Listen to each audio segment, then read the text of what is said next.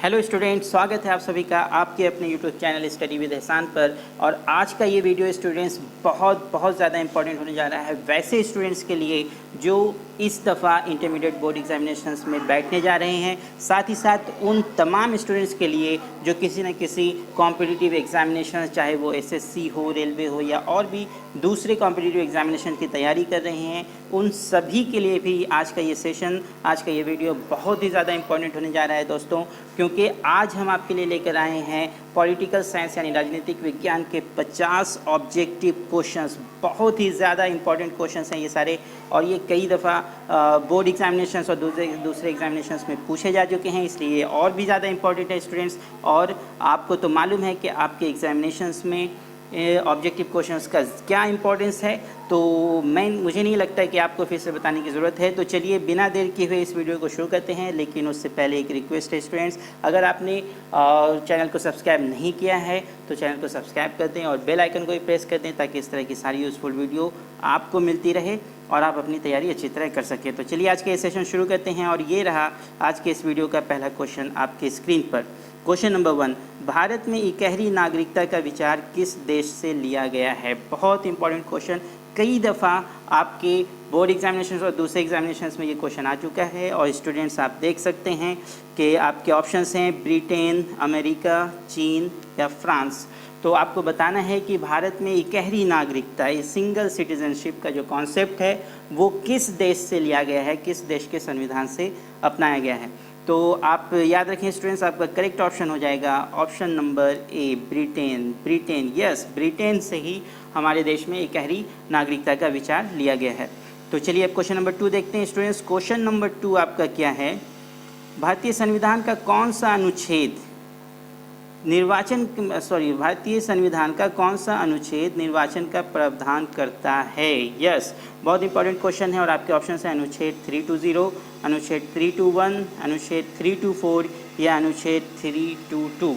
आपको बताना है कि कौन सा अनुच्छेद है, कौन सा आर्टिकल है जो निर्वाचन यानी कि इलेक्शन का प्रावधान करता है, इलेक्शन का प्रावधान करता है, ये आपको बताना है। तो स्टूडेंट्स आप याद रखिए, आपका करेक्ट ऑप्शन हो जाएगा ऑप्शन नंबर सी, अनुच्छेद 324, अनुच्छेद 324, यस। तो चलिए अब क्वेश्चन नंबर 3 देखते हैं स्टूडेंट्स। क्वेश्चन नंबर 3 आपका क्या कह रहा है कि भारत के मुख्य न्यायाधीश की नियुक्ति कौन करता है? Yes, chief justice of India को जो अपॉइंट करता है वो कौन करता है? भारत के मुख्य न्यायाधीश की नियुक्ति कौन करता है? और आपके ऑप्शन है प्रधानमंत्री, मंत्रिपरिषद, राष्ट्रपति या उपराष्ट्रपति। तो बताएं कौन सा ऑप्शन करेक्ट होगा स्टूडेंट्स। तो आप याद रखिए स्टूडेंट्स, आपका करेक्ट ऑप्शन हो जाएगा ऑप्शन नंबर सी, राष्ट्रपति। जी हाँ, भारत के मुख्य न्यायाधीश की नियुक्ति कौन करता है? तो भारत का राष्ट्रपति। चलिए अब क्वेश्चन नंबर 4 देखते हैं स्टूडेंट्स। और आप कोशिश करें कि मेरे आंसर बताने के पहले ही आप आंसर बताएं, और एक दफ़ा इस वीडियो को, जो भी ऑब्जेक्टिव सेशन के ऊपर आपको आपके इस चैनल पर वीडियो मिलते रहते हैं, उन्हें एक दफ़ा रोज़ देखते रहें। और मेरे आंसर बताने से पहले आप कोशिश करें कि आप खुद आंसर बताएं, और फिर देखें कि आपने जो आंसर बताया है वो सही है या नहीं। और अगर सही है स्टूडेंट्स तो ठीक है, और नहीं तो फिर आपको और ज़्यादा मेहनत करने की ज़रूरत है। तो ज़्यादा कुछ नहीं है, इन क्वेश्चंस को आपको कहीं पे लिखने की ज़रूरत नहीं है, आप इसे रोज़ एक बार देखते रहें, और ऐसे ही आपको देखते देखते ये सारे क्वेश्चंस याद हो जाएंगे। तो चलिए क्वेश्चन 4 देखते हैं स्टूडेंट्स। भारत के संविधान में कितने मौलिक कर्तव्यों का प्रावधान किया गया है? Yes, very important question. तो आपके ऑप्शंस हैं 7, 9, 10 या 11। तो स्टूडेंट्स आपको बताना है कि भारत के जो संविधान में कितने मौलिक कर्तव्य हैं, कितने मौलिक कर्तव्य हैं भारत के संविधान में। तो स्टूडेंट्स आप याद रखें, आपका करेक्ट ऑप्शन हो जाएगा option number D, 11। Option number D, 11।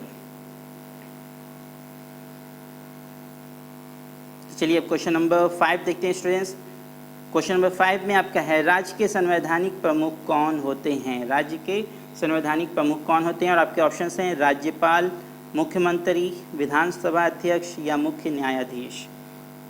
तो स्टूडेंट्स आप याद रखें, आपका करेक्ट ऑप्शन हो जाएगा ऑप्शन नंबर ए, राज्यपाल, राज्यपाल। चलिए क्वेश्चन 6 देखते हैं स्टूडेंट्स। क्वेश्चन 6 आपका क्या कह रहा है? भारत में कितने राज्यों में द्विसदनात्मक व्यवस्थापिका है? Yes, very important question. सारे क्वेश्चन स्टूडेंट्स बहुत ही ज़्यादा इंपॉर्टेंट हैं, और कई दफ़ा ऑलरेडी आस्क्ड हैं आपके बोर्ड एग्जामिनेशन, इंटर के एग्जामिनेशन में कई बार ये आ चुका है, दूसरे कॉम्पिटिटिव एग्जामिनेशन में कई बार आ चुका है। तो आप बताएं कि भारत में कितने राज्य ऐसे हैं जिसमें द्विसदनात्मक व्यवस्थापिका है, और आपके ऑप्शंस हैं 7, 8, 6 या फिर 9। स्टूडेंट्स आप याद रखें, आपका करेक्ट ऑप्शन हो जाएगा ऑप्शन नंबर सी 6, यानी कि 6 राज्य ऐसे हैं जिसमें द्विसदनात्मक व्यवस्थापिका है।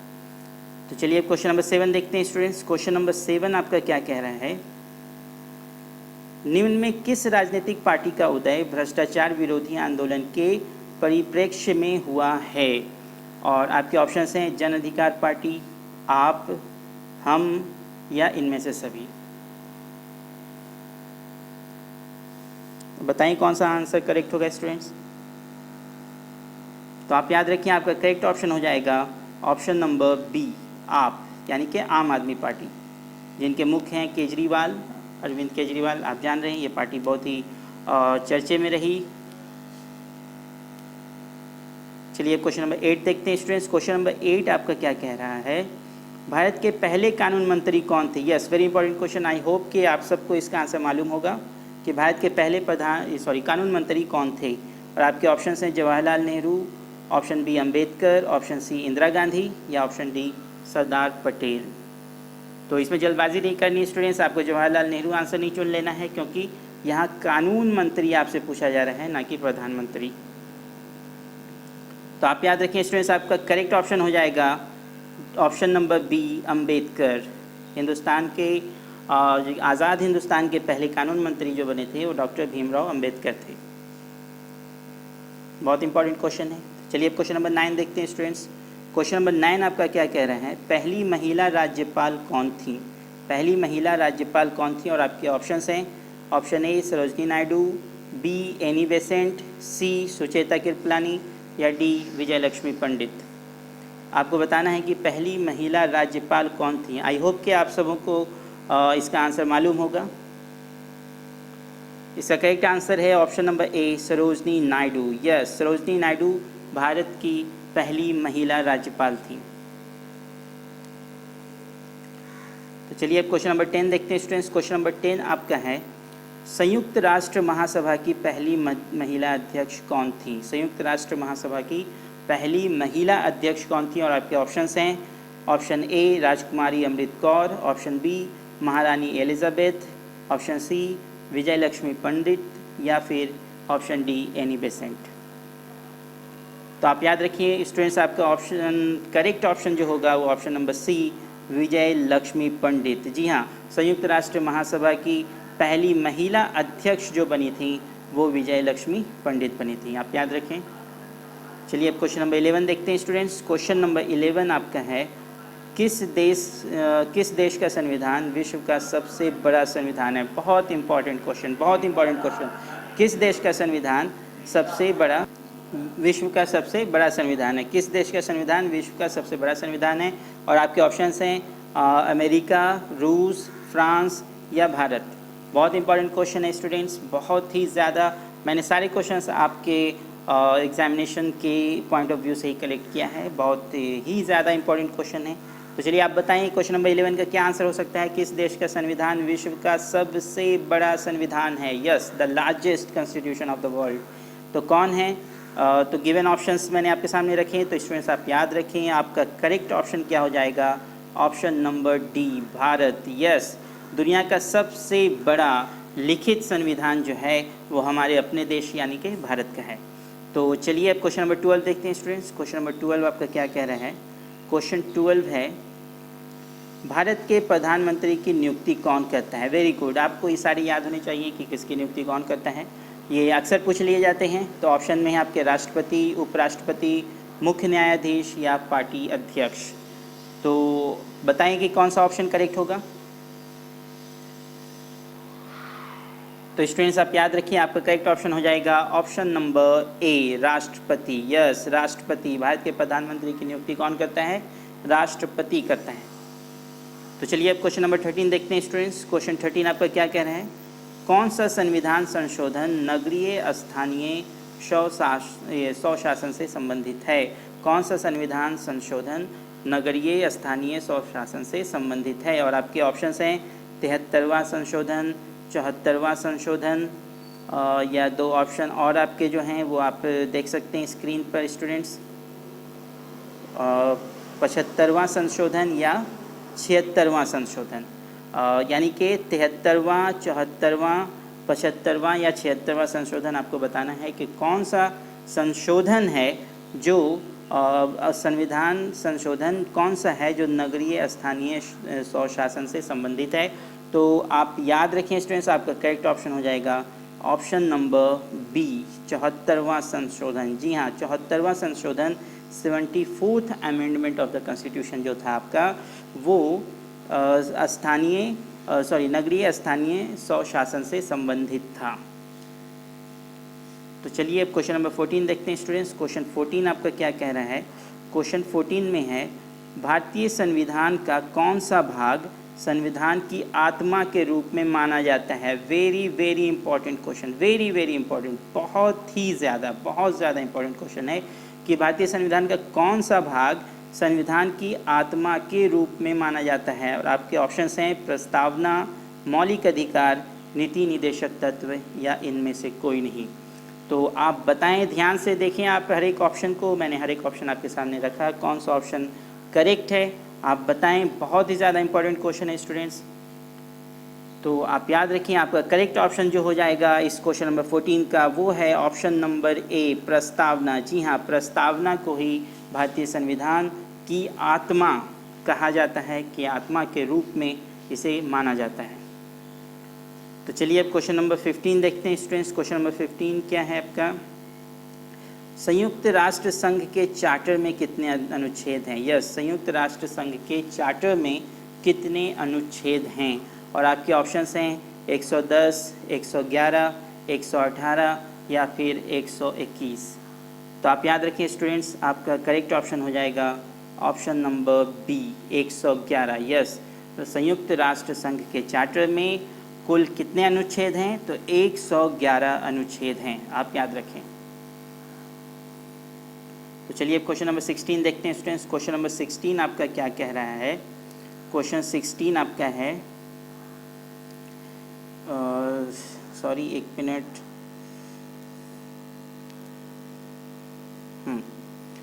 किस प्रधानमंत्री ने मंडल आयोग की सिफारिशों को लागू किया था? यस, वीवीआई बहुत ज़्यादा इंपॉर्टेंट क्वेश्चन। किस प्रधानमंत्री ने मंडल आयोग की सिफारिशों को लागू किया था? और आपके ऑप्शंस हैं चंद्रशेखर, वीपी सिंह, IK गुजराल या फिर राजीव गांधी। आपको बताना है कि कौन से प्रधानमंत्री थे जिन्होंने मंडल आयोग की सिफारिशों को लागू किया था। तो आप बताएं कौन सा ऑप्शन करेक्ट होगा स्टूडेंट्स। तो आप याद रखें आपका करेक्ट ऑप्शन हो जाएगा option number B, VP Singh. Yes, VP Singh जो थे उन्होंने ही मंडल आयोग के सिफारिशों को लागू किया था। चलिए अब क्वेश्चन नंबर 17 देखते हैं स्टूडेंट्स। क्वेश्चन 17 आपका क्या कह रहा है? संविधान का 103वां संशोधन यानी कि 103वां संशोधन जो था वो क्या प्रदान करता है? संविधान का 103वां संशोधन क्या प्रदान करता है?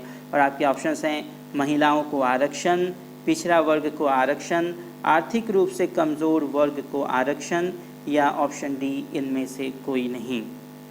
तो आप बताएं स्टूडेंट्स कौन सा आंसर करेक्ट है। तो आप याद रखें स्टूडेंट्स आपका करेक्ट ऑप्शन हो जाएगा option number C. Yes, option number C, आर्थिक रूप से कमज़ोर वर्ग को आरक्षण, आर्थिक रूप से कमज़ोर वर्ग को आरक्षण। Yes, reservation to economically backward classes. चलिए तो अब क्वेश्चन नंबर 18 देखते हैं स्टूडेंट्स। क्वेश्चन नंबर 18 क्या कह रहा है? क्वेश्चन नंबर 18 है आपका, अकाली दल किस राज्य की क्षेत्रीय पार्टी है? Yes, very very important question, very very important question कि अकाली दल जो है ये एक क्षेत्रीय पार्टी है और आपको बताना है कि ये किस राज्य की क्षेत्रीय पार्टी है। और आपके ऑप्शंस हैं पंजाब, बंगाल, हरियाणा या फिर उत्तर प्रदेश। कौन सा ऑप्शन करेक्ट होगा? तो स्टूडेंट्स आप याद रखिए आपका करेक्ट ऑप्शन हो जाएगा ऑप्शन नंबर ए। यस, पंजाब। अकाली दल किस राज्य की क्षेत्रीय पार्टी है? पंजाब की क्षेत्रीय पार्टी है। तो चलिए अब क्वेश्चन नंबर 19 देखते हैं स्टूडेंट्स। क्वेश्चन 19 क्या कह रहा है? क्वेश्चन 19 स्टूडेंट्स आपका है, विकास के साथ सामाजिक न्याय, विकास के साथ सामाजिक न्याय किस पंचवर्षीय योजना का मुख्य उद्देश्य था? और आपके ऑप्शन हैं तीसरा, चौथा, पांचवा या फिर छठा। तो आपको बताना है कि किस पंचवर्षीय योजना में, कौन से पंचवर्षीय योजना में सामाजिक न्याय के साथ विकास को भी तरजीह दी गई थी। तो आप याद रखिए, आपका करेक्ट ऑप्शन हो जाएगा स्टूडेंट्स ऑप्शन नंबर सी, पांचवा पंचवर्षीय योजना जो था उसमें विकास के साथ सामाजिक न्याय को भी जोड़ा गया था, उसे भी तरजीह दी गई थी। चलिए अब क्वेश्चन नंबर 20 देखते हैं स्टूडेंट्स। क्वेश्चन नंबर 20 है, किस भारतीय प्रधानमंत्री ने ताशकंद समझौते पर हस्ताक्षर किए थे? Very very important question. तो ऑप्शन हैं आपके ए Indira Gandhi, B Lal Bahadur Shastri, option C Pandit Nehru या ऑप्शन डी राजीव गांधी। तो आप बताएं स्टूडेंट्स, इससे पहले कि मैं बताऊं कि कौन सा ऑप्शन करेक्ट है, आप खुद बताएं और देखें कि आप कितने क्वेश्चंस को सॉल्व कर पा रहे हैं, सही सॉल्व कर पा रहे हैं। तो इस क्वेश्चन नंबर 20 का करेक्ट ऑप्शन हो जाएगा स्टूडेंट्स, आप याद रखें option number B, Lal Bahadur Shastri. जी हाँ, लाल बहादुर शास्त्री ही भारत के वो प्रधानमंत्री हैं जिन्होंने ताशकंद समझौते पर हस्ताक्षर किए थे। Very important question. चलिए अब क्वेश्चन नंबर 21 देखते हैं स्टूडेंट्स। क्वेश्चन नंबर 21 आपका क्या कह रहा है, निम्न में कौन पंचशील का सिद्धांत नहीं है? वेरी इंपॉर्टेंट क्वेश्चन, निम्न में से कौन पंचशील का सिद्धांत नहीं है? और आपके ऑप्शन हैं अहस्तक्षेप, अनाक्रमण, शांतिपूर्ण सह अस्तित्व या फिर गुटनिरपेक्षता। आपको बताना है कि कौन सा है जो पंचशील का सिद्धांत नहीं है, कौन सा है जो पंचशील का सिद्धांत नहीं है। तो बताएं आप कौन सा ऑप्शन करेक्ट हो जाएगा इन गिवन 4 ऑप्शंस में। तो आप याद रखें स्टूडेंट्स, आपका करेक्ट ऑप्शन हो जाएगा ऑप्शन नंबर डी, गुटनिरपेक्षता। यस, गुटनिरपेक्षता जो है वो पंचशील का सिद्धांत नहीं है। तो चलिए अब क्वेश्चन नंबर 22 देखते हैं स्टूडेंट्स। क्वेश्चन नंबर 22 क्या कह रहा है? क्वेश्चन 22, भारत पाकिस्तान के बीच शिमला समझौता कब हुआ था? Yes, very very important question. कई दफ़ा, एक नहीं कई दफ़ा ये आपके बोर्ड एग्जामिनेशंस और दूसरे एग्जामिनेशंस में आते रहते हैं कि भारत और पाकिस्तान के बीच शिमला समझौता कब हुआ था, ये आपको बताना है। और आपके ऑप्शंस हैं 1971, 1972, 1973 या फिर 1975। आप बताएं कि कौन सा ऑप्शन करेक्ट हो जाएगा।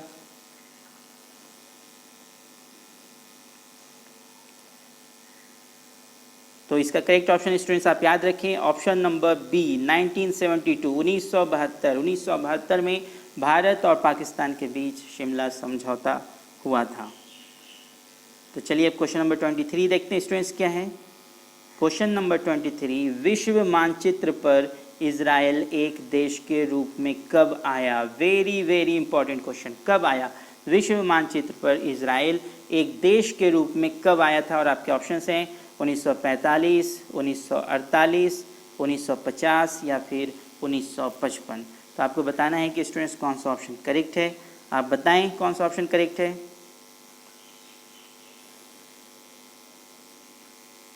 तो आपका करेक्ट ऑप्शन स्टूडेंट्स हो जाएगा ऑप्शन नंबर बी, 1948। यस, 1948 में विश्व मानचित्र पर इजराइल एक देश के रूप में आया था, उभरा था। तो चलिए अब क्वेश्चन नंबर 24 देखते हैं स्टूडेंट्स। क्वेश्चन नंबर 24 क्या कह रहा है? क्वेश्चन नंबर 24 स्टूडेंट्स है आपका G77 में शामिल हैं। यस, G77 में शामिल हैं किस तरह के देश? क्वेश्चन आपका G77 में किस तरह के देश शामिल हैं? G77 में शामिल हैं का मतलब हुआ कि इसमें किस तरह के देश शामिल हैं। और आपके ऑप्शंस हैं विकसित देश, अविकसित देश, ऑप्शन सी में है विकासशील देश या इनमें से कोई नहीं। तो आप याद रखें स्टूडेंट्स, आपका करेक्ट ऑप्शन होगा ऑप्शन नंबर सी, विकासशील देश। यस, विकासशील देश, अंडर डेवलपिंग कंट्रीज। तो चलिए अब क्वेश्चन 25 देखते हैं स्टूडेंट्स। क्वेश्चन नंबर 25 क्या कह रहा है आपका? क्वेश्चन 25 है आपका, बोडोलैंड की मांग भारत के किस राज्य से संबंधित था? यस, ये जो बोडोलैंड की मांग की गई थी वो भारत के किस राज्य में की गई थी, ये किस राज्य से संबंधित था? और आपके ऑप्शंस हैं असम, पश्चिम बंगाल, सिक्किम या फिर नागालैंड। तो आप बताएं स्टूडेंट्स, इससे पहले कि मैं बताऊं कि कौन सा करेक्ट ऑप्शन है, आप बताएं और देखें कि आप कितना क्वेश्चंस को समझ पा रहे हैं और कितना आप सही आंसर को सिलेक्ट करने में सक्षम हैं। आप देखें कि कौन सा आंसर आपका करेक्ट होगा।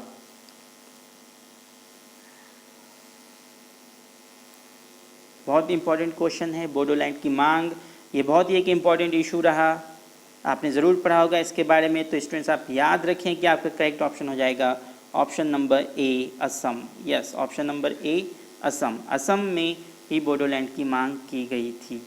चलिए अब क्वेश्चन नंबर 26 देखते हैं स्टूडेंट्स। क्वेश्चन नंबर 26 आपका है, भारत में पहला नगर निगम कब स्थापित किया गया था? Yes, very important question, very very important question students. और आपके ऑप्शंस हैं 1687, 1757, 1726 या फिर 1820। तो आप बताएं कि आपका कौन सा ऑप्शन करेक्ट है और फिर मैं भी आपको बताऊंगा कि आपका करेक्ट ऑप्शन क्या है। पहले आप खुद से अटेम्प्ट करें ताकि आपको पता चलता रहे कि आप कितने क्वेश्चंस का आंसर सही सही दे पा रहे हैं। तो स्टूडेंट्स आप याद रखें, आपका करेक्ट ऑप्शन हो जाएगा ऑप्शन ए, 1687। यस, भारत में पहला नगर निगम जो स्थापित किया गया था वो सन 1687 ईस्वी में किया गया था।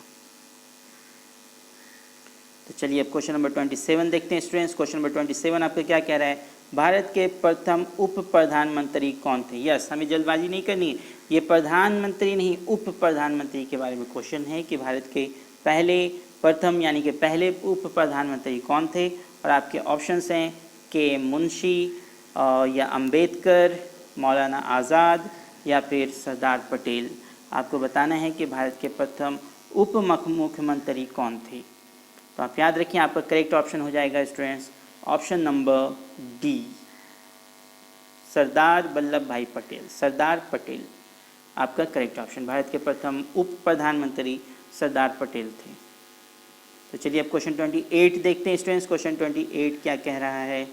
क्वेश्चन 28 में है, भारत में सबसे पहले किस राज्य में त्रिस्तरीय व्यवस्था पंचायती राज व्यवस्था लागू किया गया?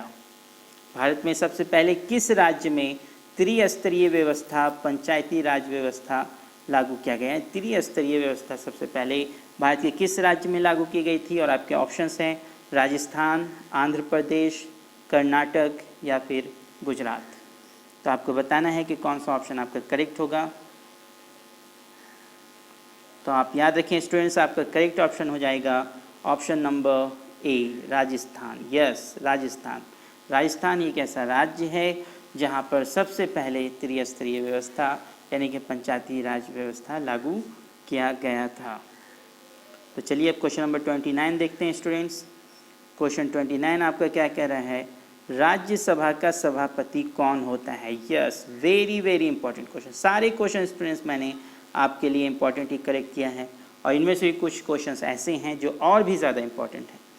तो आप इन सारे क्वेश्चंस को रोज़ देखें। एक बार मैं सजेस्ट करूंगा आपको कि एक बार आप रोज़ वीडियो देखते रहें और आप मेरे आंसर बताने से पहले खुद आंसर बताएं कि आपका कौन सा ऑप्शन करेक्ट हो रहा है और फिर कंपेयर करें कि कितने क्वेश्चंस का आंसर्स आपने सही सही बताया है। अगर आप इन सारे क्वेश्चंस को लिखना शुरू कर देंगे किसी एक सेपरेट कॉपी, किसी एक सेपरेट नोटबुक्स में, तो भी आपको बहुत वक्त लग जाएगा। उससे बेटर है कि आप एक दफ़ा इस वीडियो को ज़रूर देखें, हर वीडियो को एक दफ़ा ज़रूर देखें जो भी ऑब्जेक्टिव क्वेश्चंस के सेशन पर आपको आपके अपने इस चैनल पर अपलोड किए जाते हैं। तो चलिए क्वेश्चन नंबर 29, राज्यसभा का सभापति कौन होता है? और आपके ऑप्शंस हैं मुख्य न्यायाधीश, राष्ट्रपति, उपराष्ट्रपति या फिर अटॉर्नी जनरल। तो बताएं कौन सा ऑप्शन करेक्ट होगा स्टूडेंट्स। तो आप याद रखें आपका करेक्ट ऑप्शन हो जाएगा ऑप्शन नंबर सी, उपराष्ट्रपति। यस, राज्यसभा का सभापति जो होता है वो उपराष्ट्रपति होता है। तो चलिए अब क्वेश्चन नंबर 30 देखते हैं स्टूडेंट्स। क्वेश्चन नंबर 30 आपका क्या कह रहा है, संविधान का कौन सा अनुच्छेद नागरिकता से जुड़ा है। वेरी इंपॉर्टेंट क्वेश्चन, बहुत ही ज़्यादा इंपॉर्टेंट क्वेश्चन स्टूडेंट्स मैंने आपके लिए कलेक्ट किया है आज के इस सेशन में, और मैं उम्मीद करता हूं कि आने वाले हर सेशन में मैं आपके लिए बहुत ही इंपॉर्टेंट क्वेश्चंस आपके लिए लेकर आऊँगा। बस आप इसे रोज़ देखते रहें, एटलीस्ट एक दफ़ा तो आपको रोज़ इसे देखना ही होगा, और देखना इस तरह की आपको इससे पहले कि करेक्ट आंसर बताया जाए आप उसका आंसर खुद बताएं, तभी ये ज़्यादा इफ़ेक्टिव होगा स्टूडेंट्स, तभी आपकी तैयारी अच्छे से अच्छी तरह हो पाएगी। क्वेश्चन नंबर 30 स्टूडेंट्स, संविधान का कौन सा अनुच्छेद नागरिकता से जुड़ा है, और आपके ऑप्शंस हैं अनुच्छेद 4, अनुच्छेद 5, अनुच्छेद 14 या फिर अनुच्छेद 35। तो बताएं कौन सा ऑप्शन करेक्ट होगा। तो आप याद रखें आपका करेक्ट ऑप्शन हो जाएगा ऑप्शन नंबर बी, अनुच्छेद 5। यस, अनुच्छेद 5 जो है आपका वो नागरिकता से जुड़ा हुआ है। तो चलिए अब क्वेश्चन नंबर 31 देखते हैं स्टूडेंट्स। क्वेश्चन 31 क्या कह रहा है, राज्यसभा का सदस्य होने की न्यूनतम आयु सीमा क्या है। Very very important question students, बहुत इंपॉर्टेंट क्वेश्चन आज के इस सेशन में। बिल्कुल स्किप ना करें, हर एक क्वेश्चन को देखें, गिवन ऑप्शंस पर विचार करें और फिर सेलेक्ट करें कि कौन सा ऑप्शन करेक्ट है, मोस्ट एप्रोप्रिएट है, और जिसे आप यहाँ पर टिक करेंगी, उसे सिलेक्ट करेंगी। तो देखें कौन सा ऑप्शन है, राज्यसभा का सदस्य होने की न्यूनतम आयु, सब कम से कम आयु क्या है, और आपके ऑप्शंस हैं 25 वर्ष, 30 वर्ष, 35 वर्ष या फिर 40 वर्ष। तो आप बताएं कि कौन सा ऑप्शन करेक्ट होगा स्टूडेंट्स। तो आप याद रखें आपका करेक्ट ऑप्शन हो जाएगा option number B, sorry option number B, हाँ जी हाँ, ऑप्शन नंबर बी 30 ईयर्स, 30 वर्ष, यानी कि राज्यसभा का सदस्य होने की जो न्यूनतम आयु है आपका वो है 30 वर्ष। तो चलिए अब क्वेश्चन नंबर 32 देखते हैं स्टूडेंट्स। क्वेश्चन 32 क्या कह रहा है, निम्न में से किस संसद को संबोधित करने का अधिकार है, सॉरी निम्न में से किसे संसद को संबोधित करने का अधिकार है, और आपके ऑप्शंस हैं मुख्य न्यायाधीश, अटर्नी जनरल, मुख्य निर्वाचन आयुक्त या इनमें से कोई नहीं। आप बताएं कि कौन सा ऑप्शन आपका करेक्ट होगा स्टूडेंट्स।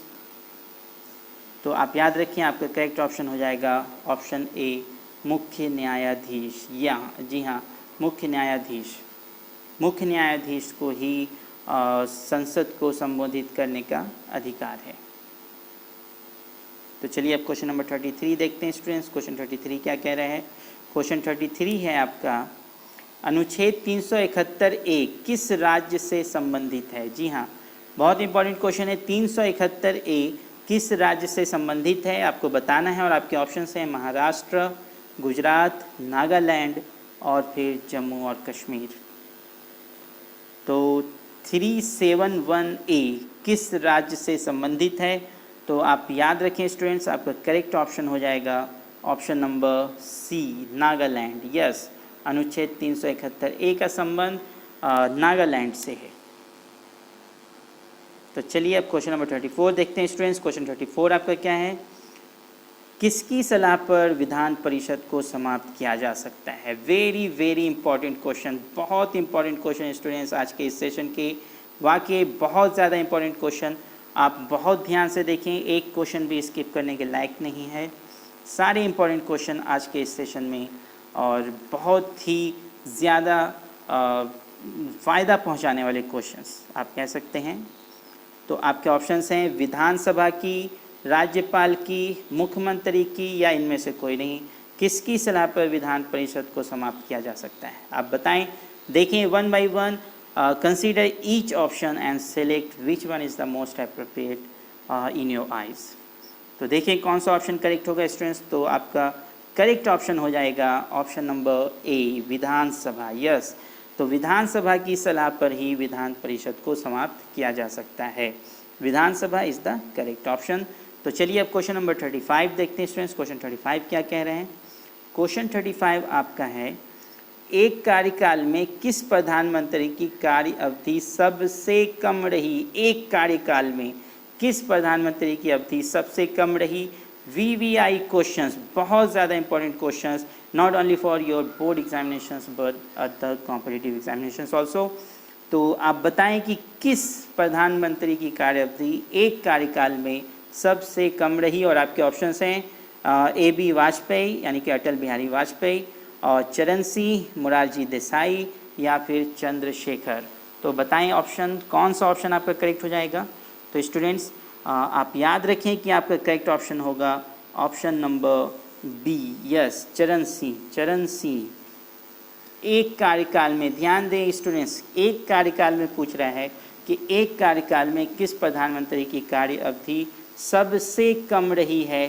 तो आपका ऑप्शन हो जाएगा चरण सिंह, ऑप्शन नंबर बी।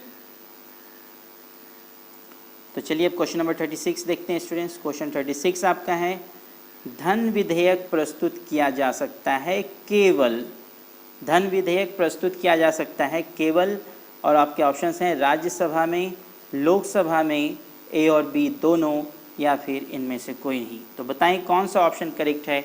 धन विधेयक को कहाँ पेश किया जा सकता है, कहाँ प्रस्तुत किया जा सकता है?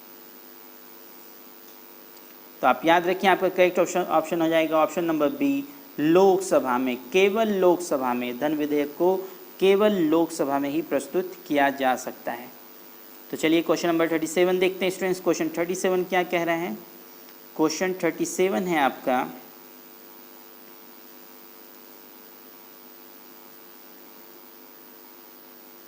क्वेश्चन 37, किस संस्था के पास संविधान की व्याख्या करने का अधिकार है? यस, वेरी इंपॉर्टेंट क्वेश्चन, बहुत ज़्यादा इंपॉर्टेंट क्वेश्चन स्टूडेंट्स।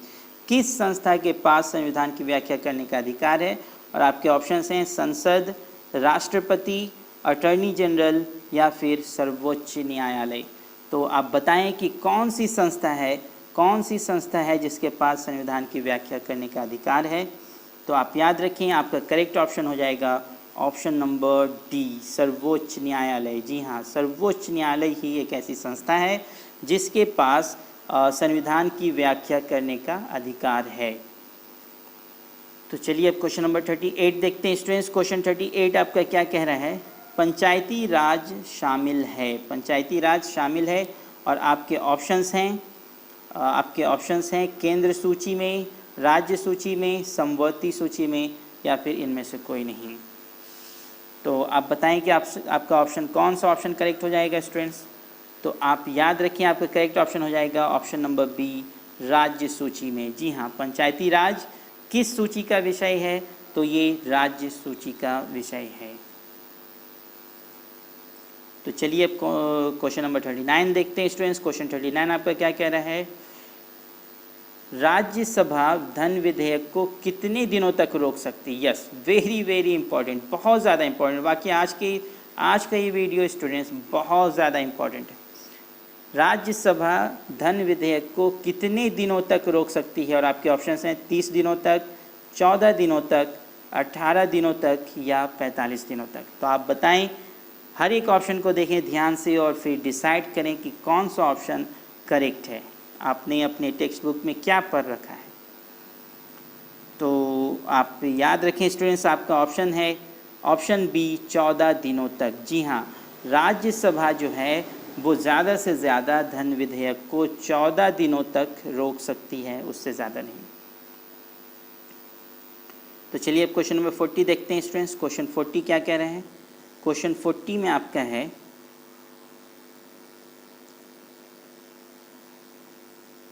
क्वेश्चन 40 है, निम्न में कौन सी समिति राजनीति के अपराधीकरण के अध्ययन के लिए गठित की गई थी? यस, निम्न में कौन सी समिति राजनीति के अपराधीकरण के अध्ययन के लिए गठित की गई थी? और आपके ऑप्शंस हैं लिंगदोह समिति, वोहरा समिति, दिनेश गोस्वामी समिति, या फिर इनमें से कोई नहीं।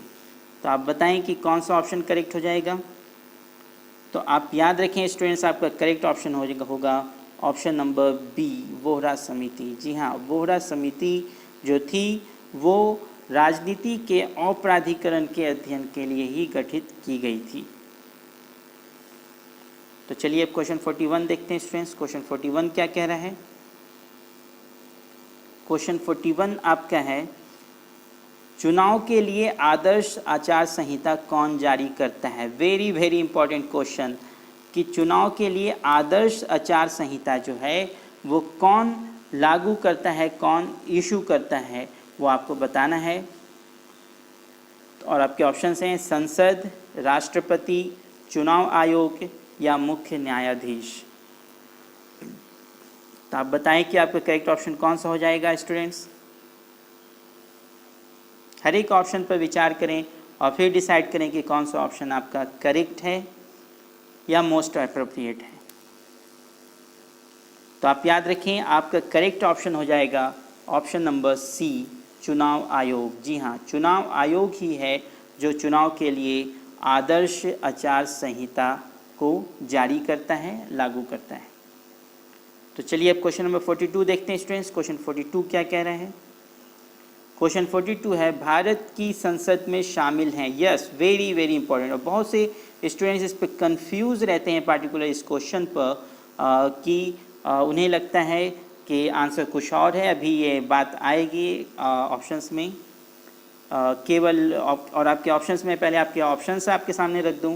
केवल लोकसभा, केवल राज्यसभा और लोकसभा दोनों, या ऑप्शन डी में है लोकसभा, राज्यसभा और राष्ट्रपति। यस, तो मैं आपको बता रहा था स्टूडेंट्स, बहुत सारे स्टूडेंट्स बच्चे इस क्वेश्चन में कंफ्यूज्ड होते हैं। उन्हें लगता है कि भारत की संसद में जो शामिल हैं वो केवल राज्यसभा और लोकसभा यानी कि upper house and lower house ही हैं, लेकिन ऐसा नहीं है। हमारे संसद में 3 चीज़ें शामिल हैं। लोकसभा और राज्यसभा के साथ साथ आपका राष्ट्रपति भी जो है एक संसद का प्रमुख अंग होता है। तो आपका करेक्ट ऑप्शन हो जाएगा ऑप्शन नंबर डी। जी हाँ, option number D, Lok Sabha, Rajya Sabha और राष्ट्रपति। यस, लोकसभा, राज्यसभा और राष्ट्रपति। आपको धोखा नहीं खाना है, केवल लोकसभा और राज्यसभा ही नहीं बल्कि राष्ट्रपति भी संसद का एक अभिन्न अंग है। तो संसद के 3 अंग हो गए, 3 महत्वपूर्ण अंग, लोकसभा, राज्यसभा और फिर राष्ट्रपति। तो चलिए अब क्वेश्चन नंबर 43 देखते हैं स्टूडेंट्स। क्वेश्चन 43 क्या कह रहे हैं? क्वेश्चन 43 आपका है, राज्य सरकार का कानूनी सलाहकार होता है। जी हाँ, राज्य सरकार का कानूनी सलाहकार कौन होता है ये आपको बताना है। और आपके ऑप्शंस हैं अटॉर्नी जनरल, एडवोकेट जनरल, कानून मंत्री या फिर सॉलिसिटर जनरल। तो आपको बताना है कि राज्य सरकार, ध्यान दें, अगर इसी में केंद्र सरकार पूछ लेता है तो आपका जो आंसर होगा वो अलग हो जाएगा, क्योंकि क्वेश्चन अलग हो जाएगा तो आंसर भी अलग होगा। यहाँ पे राज्य सरकार का कानूनी सलाहकार कौन है ये आपको बताना है। तो स्पेशली क्वेश्चन को बनाने में आपको हड़बड़ी नहीं करनी है, जल्दबाजी नहीं करनी है। आपको इनफ टाइम दिया जाएगा। आप क्वेश्चंस को एक नहीं, आप 4 दफ़ा पढ़ें और हर ऑप्शन पर विचार करें और तब जाकर सेलेक्ट करें कि कौन सा ऑप्शन करेक्ट होने जा रहा है।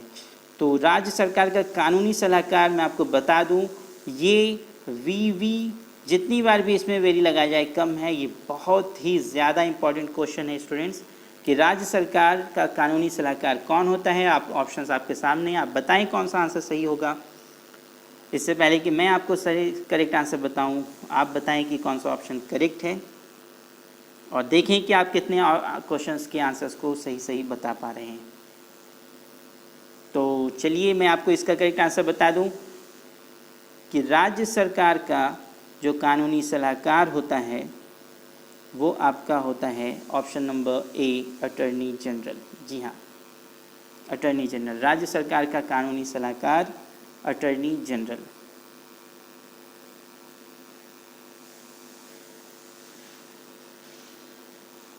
तो चलिए अब क्वेश्चन नंबर 44 देखते हैं स्टूडेंट्स। क्वेश्चन 44 क्या कह रहे हैं?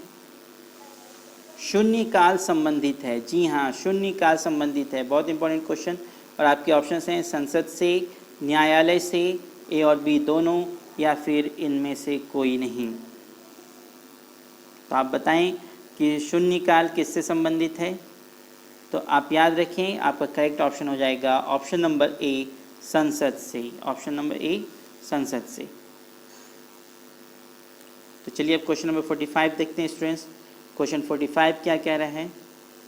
क्वेश्चन 45 है, किस संविधान संशोधन के द्वारा संविधान में मौलिक कर्तव्य को जोड़ा गया है? यस, किस संविधान संशोधन के द्वारा संविधान में मौलिक कर्तव्य को जोड़ा गया है, फंडामेंटल ड्यूटीज़ को जोड़ा गया है।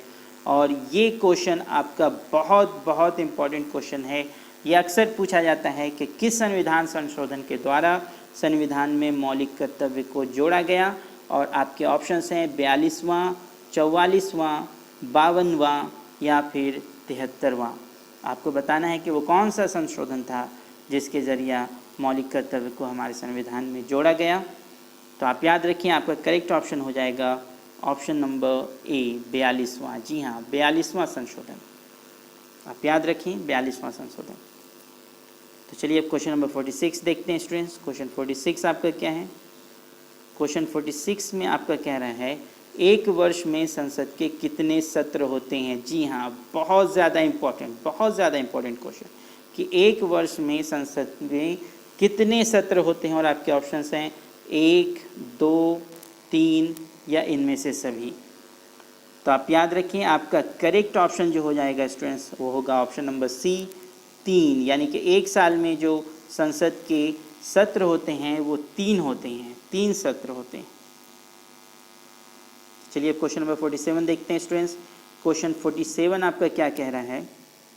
निम्न में कौन भारत का सबसे पुराना उच्च न्यायालय है? यस, बहुत ज़्यादा इम्पोर्टेंट क्वेश्चन कि कौन है जो भारत का सबसे पुराना उच्च न्यायालय यानी कि हाई कोर्ट है, सबसे ओल्डेस्ट हाई कोर्ट जो है वो कौन है? और आपके ऑप्शंस हैं मद्रास उच्च न्यायालय, दिल्ली उच्च न्यायालय, इलाहाबाद उच्च न्यायालय या फिर कलकत्ता उच्च न्यायालय। आपको बताना है कि कौन सा ऑप्शन करेक्ट है। इससे पहले कि आपको करेक्ट ऑप्शन बताया जाए स्टूडेंट्स, आप सीरियसली हर क्वेश्चन पर विचार करें और ख़ुद का एक ऑप्शन सेलेक्ट करें कि कौन सा ऑप्शन जो आपको याद आ रहा है कि आपने पढ़ा हो किसी टेक्स्ट बुक में या किसी क्लास में आपको बताया गया हो कि कौन सा न्यायालय है भारत का जो सबसे पुराना है।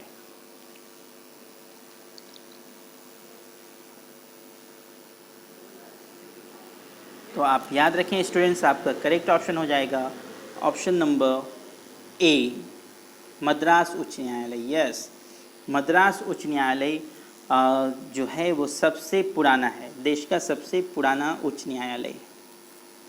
तो चलिए अब क्वेश्चन नंबर 48 देखते हैं स्टूडेंट्स। क्वेश्चन 48 क्या कह रहा है? भाषा के आधार पर गठित होने वाला पहला राज्य। यस, बहुत ज़्यादा इम्पोर्टेंट क्वेश्चन स्टूडेंट्स, ये हमेशा पूछा जाता है, हमेशा आता ही रहता है ये क्वेश्चन कि भाषा के आधार पर गठित होने वाला पहला राज्य कौन है। और आपके ऑप्शंस हैं आंध्र प्रदेश, हरियाणा, पंजाब या फिर महाराष्ट्र। बहुत ज़्यादा इम्पोर्टेंट क्वेश्चन स्टूडेंट। तो आप देखें और बताएं कि कौन सा राज्य था जो भाषा के आधार पर सबसे पहले बनाया गया था।